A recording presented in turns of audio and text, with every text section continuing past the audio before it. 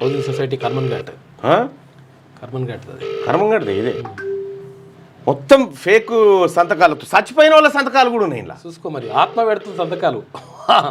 కమలాకర్ గారు ఆయన కూడా ఉన్నాడు, కమలాకర్ కథ కూడా ఉంది ఇందులో. ఒక ఆయన ఫోన్ లేపుతలేడు. కమలాకర్ ఈయన జనరల్ సెక్రటరీ, ఈయన పాత్ర ఎందుకు ఉండదు? ఈయన సంతకం కూడా ఉంది కదా కమలాకర్ రావు అని.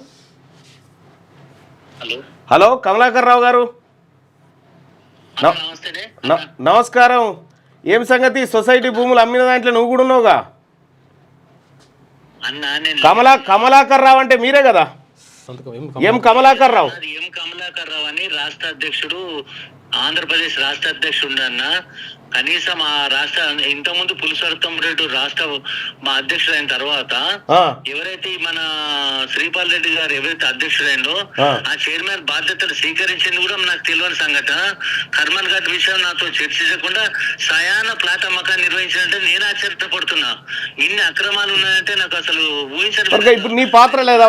నువ్వు జనరల్ సెక్రటరీ, దానికి జనరల్ సెక్రటరీ అయి ఉండి మీకు తెలియకుండా సొసైటీ ప్లాట్లు అమ్ముతా ఉంటే మీకు తెలియకుండా ఎట్లుంటుంది అన్న? నాకు విషయం చెప్తున్నానన్నా, నాకు దానికి సంబంధించిన ప్లాట్ల విషయంలో కనీసం ఎం కమలాకర్ రావు అని ఆంధ్రప్రదేశ్ సంబంధించిన ఆయన అన్న, నువ్వు ఒక సెక్రటరీని కనీసం మెంబర్ అని పెట్టకుండా జాలి మహేందర్ రెడ్డి గారిని మెంబర్ పెట్టిర్రు.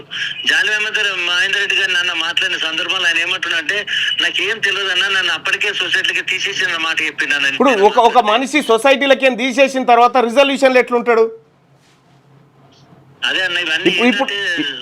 ఇప్పుడు కమలాకర్ గారు ఈ ప్లాట్ దొంగతనంగా అమ్ముకుంది నిజమా కాదా? 100% కరెక్ట్ అన్నది. ఇప్పటికీ